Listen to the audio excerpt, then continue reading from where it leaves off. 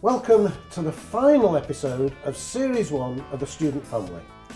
If you'd like us to produce more episodes, please let us know on the social media, and in particular, what aspects of uni life you'd like us to discuss to help you see your way through university. So we've given you some tips to help manage your student life both in and out of the lecture hall, and hopefully they've been helpful to you guys. And we also know how important sustainability is to you. We've read your comments and now we want to know what hard-hitting topics you'd like us to discuss in future series of the Student Family. Our final uni life video is on revision. Well, revision is something that students get really worried about. How do I manage my revision? Now, the first thing to say is that if you decide to revise the night before, then you will not pass the exam, because basically you have to build up your knowledge and learning. In this little clip, I'm going to demonstrate to you how you can build up that knowledge and learning in order to do well in your exam. So what I will cover here is what you do before your exam, what you do in your exam, and what you don't do after your exam. However, this is from my personal experience. I should note for you that this will vary according to the type of exam you are taking, and there are a number of types of exams that you can take. The exams that I normally set are essay type exams. However, you can also have short answers, so a number of short answers, or the other form is multi-choice questions. The other thing you should be aware of is that in actual fact that many examiners say you must answer 1 from section 1 or A and 2 from section B.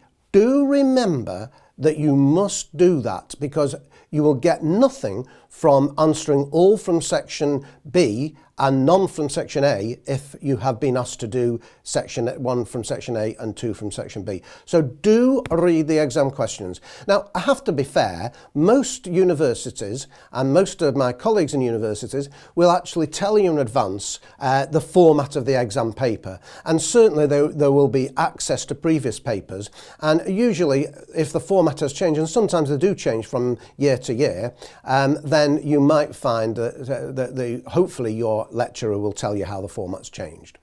So, okay, so how do you judge what might be asked in an exam? Well, the first thing is that possibly you will have done some in-class assessment. Now, what academics do, they have to assess what are called the intended learning outcomes. So what you need to do is to go into your handbook and find out what the intended learning outcomes are. If you have had some assessment already, it's very likely that your academic will have told you what intended learning outcomes they are assessing on that particular in-class assessment. So then you can deduct from that what intended learning outcomes will be in the exam. Now, of course, if it's an exam only, then obviously you're going to be assessed on all the intended learning outcomes, which means that you may be asked anything from the course that you've studied.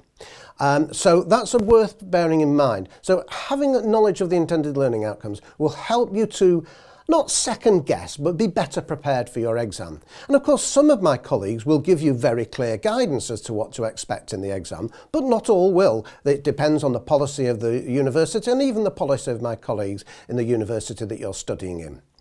So, okay, that's very important. What I'm going to do now is I'm going to give you my tips if you're writing a discursive essay answer. So, firstly, what you need to be sure of is how many questions you've got to answer in your exam. Okay, so for mine, normally I would say there are a certain number of questions in a certain time period. Usually you will find for discursive essay type questions that you have a question per hour. Now, of course, if there are sub-questions within a discursive essay question, which are short essays, you may well have to answer more than one per hour. But having the timing of the exam that you're sitting, looking at the number of questions and the value of each question will help you in terms of your time management when it comes to the exam as well. So that's very important. So take a typical exam that I might set, which is 2 hours and 2 questions in 2 hours. That's a discursive type answer. So how would you go about revising for my exam if you were sitting an exam like that? And bear in mind, yours may be different, but the guidance I'm giving you now will be very similar. So the first thing I would suggest you do is look at the question areas that you might be asked on. And if even though there's five questions, you'll know there's going to be about 5 topic areas from your class learning and what you've done. I would say it's impossible to revise everything, but if you think of you've got 5 question areas, I would revise 3 of those question areas, even though you might only be required to answer 2 questions. This is because you might not get the question you expected in the exam. And if you've got a sub-question, one that you've revised as well, then that will help you so you'll feel more relaxed when you get to the exam. So what do you do? The first thing you do is, related to the question areas that you're thinking of revising, read all the materials that your lecturer has presented you with on the slides. If they've done videos, watch the videos. I'm sure your university will record the lectures, so watch the recordings of the lectures. So look at all the material that's been provided for you by the lecturer who's delivered your module. The next thing to do, once you've done that, for the 3 questionnaires you've chosen, remember mine is a 2-hour exam with 2 questions out of 5, okay? Then move on, and the next thing you need to do is to read the relevant chapters of the textbooks that have been recommended by your academic. And they will have recommended many textbooks, and usually academics will recommend a particular chapter of a textbook for a particular topic area. Then, and this is the most important thing, the third thing you really need to do, the fourth thing that you really need to do is to actually check and read academic journal articles. Because at university, as I've said previously in independent learning, you really need to do the wider reading. And when you answer the exam question, you need to show your assessor, your academic, that you have engaged in wider reading. They do not want to read what they've told you. They want to read what you thought about. You've got to engage in critical analysis at the university. Even in an exam, it's about critical analysis and showing you have been thinking. So, you reading the journal articles. And then you might have a look at some past exam papers. Now, I always advise my student, never ever write a full answer to a previous question. What I suggest you do is give yourself 10 minutes to write everything you think you know in an answer to a question given on a piece of paper, and then go back to all your learning materials and think, have I missed anything out? And if you have, then re-revise and go back and do that with all the questions that you're revising so you are fully prepared for your exam. Okay, so when you get into the exam, what do you do? Well, the first thing, take my exam of 5 questions and 2 in 2 hours. Firstly, immediately give yourself 5 minutes to decide which of the 2 questions you're answering. Okay? So you've looked at the 2 questions that you're answering and think, right, those are the ones. Underline keywords. Spend 5 minutes making notes of the first one you're going to answer. Underline it on the exam paper, because the academic, if you forget to put things, they can refer to that and give you marks for actually writing some notes, or there won't be very many marks, but it'll be something. And then time yourself for 50 minutes to write the answer. Stop after 50 minutes. Then go on to the next question and spend 5 minutes writing notes at the top of the paper on the next question, 50 minutes answering it. And then you should have worked out by now you've got 5 minutes to read the paper at the end. A lot of students say to me, should I reference in an exam? Now, again, you need to refer to your academic. I say to students, don't need to list your references because that takes too much time. But what I do say is what you should do is identify your sources in your discussion. Because if it's a borderline answer and you've gone to that trouble, I always say to my students, well, I'll give you the benefit of the doubt and you'll go over from, say, 59 to 60 or 69 to 70. So it's a very useful thing to do. What do you do after the exam, or what don't you do after the exam? Well, what you don't do is talk to your friends about the questions you have answered. Why? Because some years ago, after an exam, a student came to me in floods of tears and said, Paul, I failed the exam. I said, well, that's a miracle because I've not even marked the paper yet. How can you have failed the exam? And she said, I asked my friend what they put in and I know I didn't and I should have put it in. I feel terrible. So I said, well, don't worry. I am sure you put other things in which will help to answer the question. In fact, I do know that student did quite well in the exam actually. So never ever talk to your friends about what you put in answers to the questions in the exam. And if anybody says to you, what did you put? Say it's not your business, a private, secret exam. Nobody should know. Now, you realise that I've given you guidance on exams if you're going into an exam hall and answering on an exam paper in a formal setting in a 2-hour exam. I know in recent years there's been a move to online exams, and they will slightly vary. And of course, as I said to you earlier, you might be answering 4 or 5 questions, or it might be a multi-choice, but the principles of revision are very similar because it's about getting that in-depth learning and preparedness and managing your time for the exam. So, in other words, don't start the night before. You really need to build up for about 4 weeks before the exam. Hope it helps you. What was the biggest challenge to doing the revision for you for exams particular? Because that's, I mean, okay, you revise for your essays and reports, but mainly exams. So what was the biggest challenge? I think maybe time management, like maybe setting enough time aside so it's not like really hectic and you're freaking out in the library like every day before the exam. But I also think just kind of like understanding myself and knowing what sort of revision style worked for me and was the most efficient. Because I think you can set time aside, but if it's not efficient, it's just a waste of time, isn't it?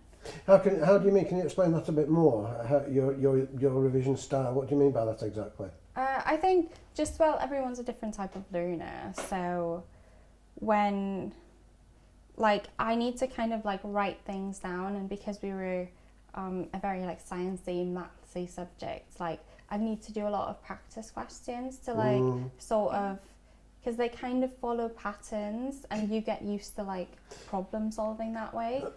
Yeah, but the only thing is the questions in the exam are never the same as your practice questions. Similar and sometimes repeated, but never exactly the same. And I've noticed, particularly with discursive questions, which I know they're not so common in the science subjects, but discursive questions, I've noticed students have revised for, say, marketing, a topic area of marketing. They revised on marketing and they thought, oh, this is what I will do if I'm written a full answer. This is what I'll do if a question of marketing comes up, and actually not answer the question asked. So there is a bit of a danger in that process you're talking about of finally you get into the exam, you think, oh yes, I know what that is, and actually not answer the question I asked. How would you overcome that? Well, I feel like that's not really a problem of revision or revising the wrong way. I think it's more like in the exam, what do you do? Like you need to read the question properly. I think that's really important, and just kind of like take a breath in the exam and make sure what you write down is answering the question asked. That's very good, because when I do exam revision for my students, the first thing I say when you turn over the paper, read the questions. If you've got a choice, decide which ones from your revision you're going to answer, and then give yourself about 5 minutes, depending on the nature of the question, to actually write down what you put in an answer to the question, if that's appropriate. Some types of questions are not appropriate, but you're right, you need to have thinking time in the exam. The temptation is dive in and I must get it done. No, yeah. I think that's in the exam though, and you do get used to it and being more comfortable with exams as you go through life. So you would say, would you say from the experience it was more difficult for first year than when it was for your final year? Yeah, I feel like just the uncertainty of first year, it was really good for us because first year didn't count, did it? No. So you kind of like got the practice and used to being under exam conditions in university. By fourth year, it was just another day. You just woke up, did the exam and left. Oh, you sound very cool and relaxed about exams. I'm sure there are people viewing this who will not be as cool and relaxed about exams as you are there. Not relaxed, but you were definitely used to doing it by the end of them. You knew what you had to do, and I think if you were kind of diligent throughout your university years, you would have kind of developed and like understood yourself more and knew like what works for you. Did you find, Raheela, anything that happened during your revision that you thought, you went into the exam and you thought, well, I better revise a different way next time? Did you have any experience of that? Not really, no, because I feel like it's similar to see like we had like that first year where we were just sort of it was like kind of like a practice year kind of, even though it wasn't at all, but yeah, it was quite useful that, and sort of I think the only difference really would be the time management side of things, just making sure I have time. But even that's just not always possible. Like life happens, there's not always as much time. Like there's there's like other things to like focus on. So I think for me, like it might be quite key to just not panic. So like even if like you don't have like much time or any of that sort of thing, like the only thing you can do is like your best. Like there's a point where it's like there's no point panicking, just sort of try. Obviously that's like easier to say than do. Yeah. Like you're gonna panic, but just try and. I would agree with you. I think basically if you know you've done your best, there's no point in panic or worrying. Did you notice, you probably noticed, I said that one of my pieces of advice for my students when they're revising is never actually ask your friends after the exam what they answered and put what they put in the answer, because they're bound to have done something different to you. And I gave the example of a student who burst into tears telling me she'd failed the exam and had not even marked the paper. So would you say that's a good piece of advice, and is it something you can actually do? I think that it depends on the personality type. Like I know that there is people that like hate talking about the exam afterwards. They've done the exam, they want to move on. That's me, yeah. But there's some people, which is more me, where it's like, I don't know what it is, but I need to talk to people about it. Like I feel like we've all just had this shared experience. I like to discuss it and be like, oh, what did you do? And at that point, like there's nothing you can do to change it. But like it's just like. Did you ever think, oh my goodness me, I've done everything wrong? No, I think. Oh, well, you're lucky then. Yeah, sometimes I'm like, oh, I didn't put that was the wrong answer. But then I'm like, whatever. But then like there was sometimes as well where it's like, oh yeah, you put that, I put that too. And sometimes it is nice numbing, but I think you should like just know yourself, because some people, they will sort of have that discussion and then they'll like be upset by it. So if you know that's you, maybe just don't move on with your life. So what are your revision tips, Raheela? So I would say that when we were revising, what we did was we'd discuss it together. So there was like a lot of different, quite complicated topics, like scientific-y things that honestly I've forgotten now. But back then, like when we were revising for exams, it was really useful to talk it out with each other. And sort of, if I didn't understand something, then having like another student understand it was sometimes more effective than having a lecturer explain it, just because they'd explain it in terms that were a lot simpler and not from the perspective of an expert, if that makes sense. Yeah, I think that's really good, because we did that because we studied together, and sometimes like even going back and reading something, it doesn't make as much sense when like compared to when one of your peers describe it to you, and then you're like, oh, it makes a lot of sense now. I think if I had to give one tip, it would just be, again, know what works for you. So I think for us, like studying as a group really helped because we were able to discuss it. But if you know that you can't be around anyone and you need like silent time in like a library or something, like that's what you need to do. Don't do anything because other people are doing it. Just understand yourself and do what's best for you. Well, thanks to Raheela and Celia for those valuable tips on revision. I know it's something that students get stressed by. I've met a lot of students who've come up to me and said, Paul, I'm thinking of buying a car, and I know that you used to be a dodgy car dealer, so can you give me some advice? Well, yes, I can, but what I've also done, I've asked the advice of a friend of mine, John Greenwood, who is a Jaguar salesman. The video is rather long, and Raheela and Celia have watched it, and we're going to have a little bit of a discussion about the key points from it shortly. But you can watch it on YouTube, or our YouTube channel, The Student Family Plus. Okay, now, buying a car. I know, Celia, you're thinking of buying a car very shortly. Okay, Yeah. and the first thing that John said in his video is that we got to decide who you're buying from. Now, there are a number of ways in which you can buy a car. You can buy a car from what they call a main dealer, and me and Raheela and Celia have been talking about this because Raheela's sister just bought a car, and we're trying to find out whether it was a main dealer. And the price she paid, yes, it sounds like it was a main dealer, because you do pay a premium price from the main dealer. However, you can go to a non-franchise dealer. So if like a franchise is like if it's a Volkswagen dealer, a non-franchise dealer will buy cars which the franchise dealer doesn't want to sell because they like to sell the newer ones, and they're a cheaper car quite often. And it's quite interesting that you get a lower price, but you don't get the same security. And then you've got the person who sells a car on Auto Trader, and they're sort of a part-time seller, and perhaps not got a reputation, but they make themselves look like a private seller, and actually they're not. And then you've got the pure private seller. The thing about the private seller, a pure private seller, you have to pay cash. You can't get finance. Whereas the other type of dealers, you can get finance. If you were going to buy a car now, Celia, and you're thinking about it, where would you go? Having heard that description, what would you be inclined to do as a first-time car buyer? Yeah, so I think as a first-time car buyer, like it's gonna get a few knocks if I'm being real.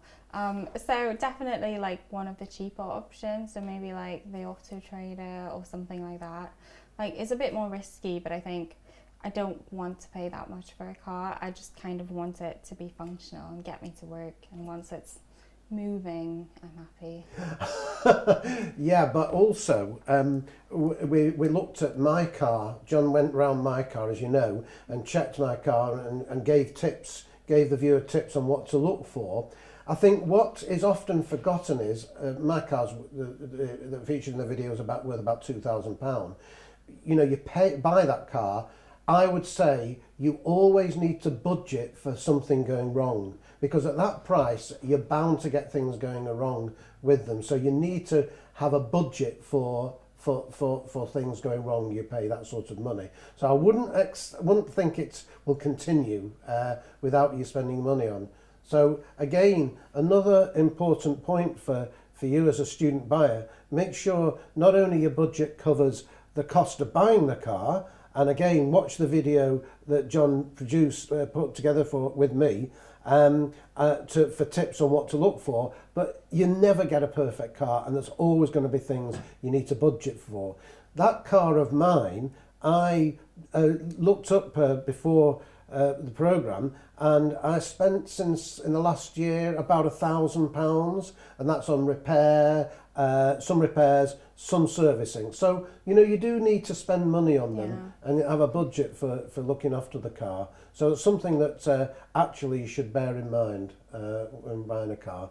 And then, of course, John covers negotiating to purchase the car with the people you're buying from. And it is a two-way process. You know, you can't necessarily go in really hard to try and get the lowest of price at first. You got to negotiate, so you've got to be prepared to negotiate. Would you take anybody with you when you're going to buy a car? Yeah, probably someone who drives a car. Well, my dad's not in this country, but probably like my friend who drives and has bought a few cars in his life. Like, I just feel like get someone who knows about cars who's driven, because I don't know anything about it. I've never bought a car. So I do think it does feel, it feels like you're jumping into the deep end, which you are. Yeah. So definitely just anyone with experience. Yeah. Raheela, you're listening to this. Yeah. You drive your mother's car, isn't it, at the moment? Yeah. But one day you're going to buy your own car, so hopefully you'll be thinking about this. And a tip, don't just look at the colour, right? I know a colour seems very important to you for a car, but it's more than the colour that matters. I'm joking there, but I'm sure you will.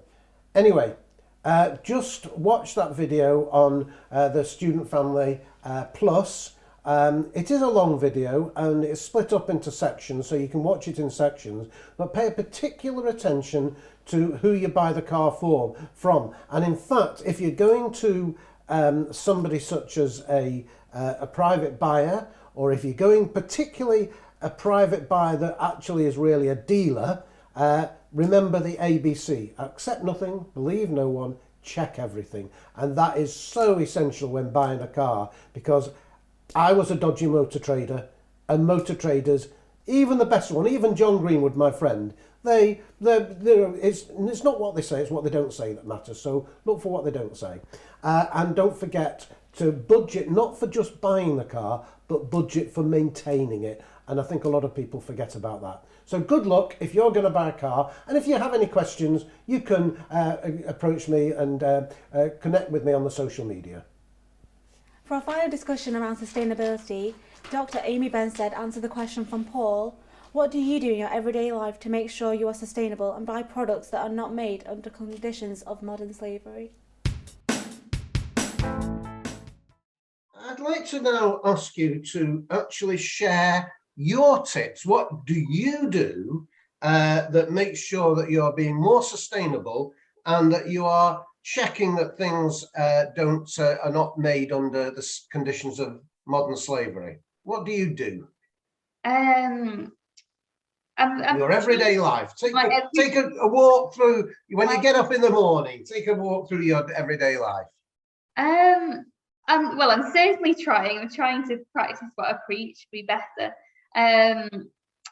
Let me think.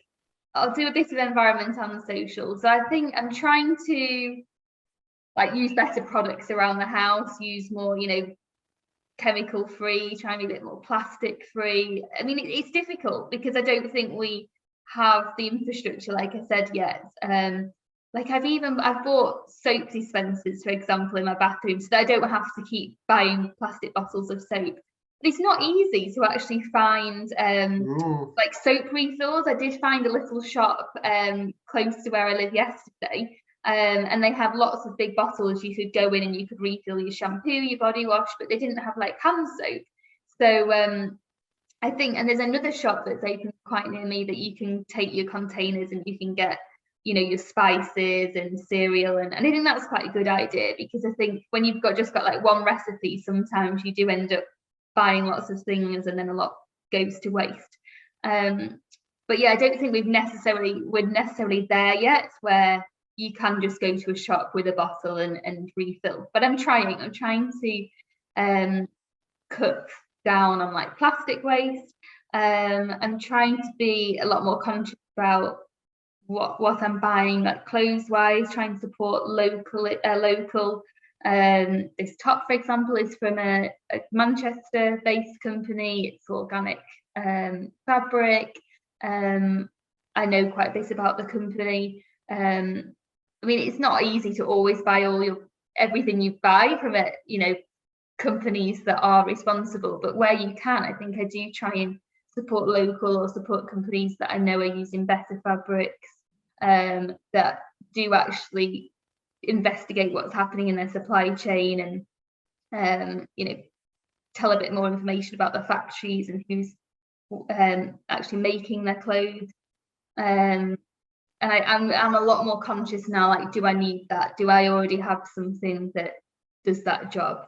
I think it's hard. I love fashion, I love buying certain things, but I think I am improving, and I am conscious that have I already got something similar in my wardrobe? And I look after my clothes, I take care of them, I keep them, I don't throw them away, obviously. I'm trying to think if there's anything else.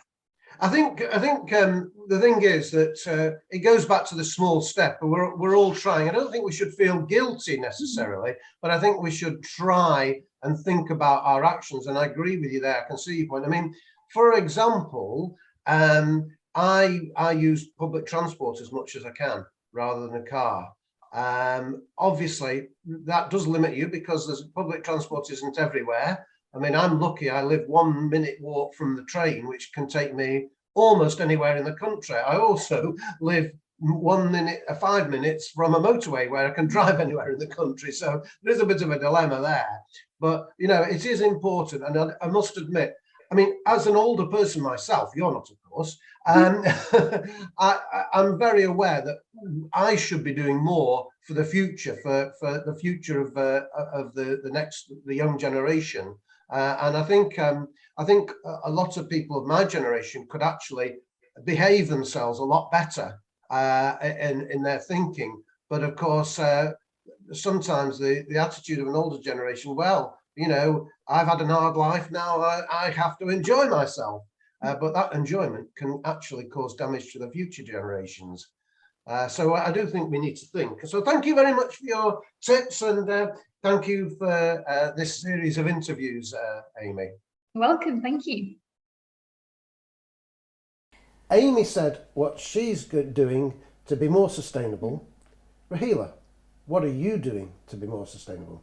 So one thing that I think I could do to sort of become a little bit more sustainable is just to sort of become more conscious and aware of where I'm buying things. Like when I buy clothes and things, just sort of making sure that it's as sustainable as it can be, and just sort of thinking twice about whether or not I actually sort of need it or don't need it. And I think also I should probably have a clear out of my wardrobe and just give a bunch of things to charity as well. Celia? And I think where I can be more sustainable is just be more conscious of how much food I actually waste. So when I go to buy food, just make sure that I'm only buying enough and try to make sure vegetables are in season and that sort of thing. So I think that is my goal for how I'll be more sustainable in the near future. And I'm very conscious that my generation have been totally unsustainable. We've wasted money, caused damage to the environment, being very greedy, bought and bought and bought. We've been engaged with consumerism. So I'm going to promise you, as the student family, that I will never ever go on a cruise, because a 6-day cruise pollutes the atmosphere to the equivalent of 150,000 cars. So that's the first thing I'm never going to do. I will fly only for business and education. I will never fly again for pleasure. And I will never fly with Ryanair because they treat their workers like slaves. And I'll never buy from Amazon because they're polluters and slave owners. So that's my promise to you for the future. Bold statement. Thank you very much for watching this series of The Student Family. Right, it was so much fun doing this, and hope you guys found it helpful and enjoyed it as well. And stay in contact with us on our socials because we will be posting. In the meantime, good luck with your uni life and your student life, and feel free to message us on any of the socials if you want any advice on anything uni related. This series is just the end of the beginning, not the beginning of the end. So join us next time. Bye for now. Bye.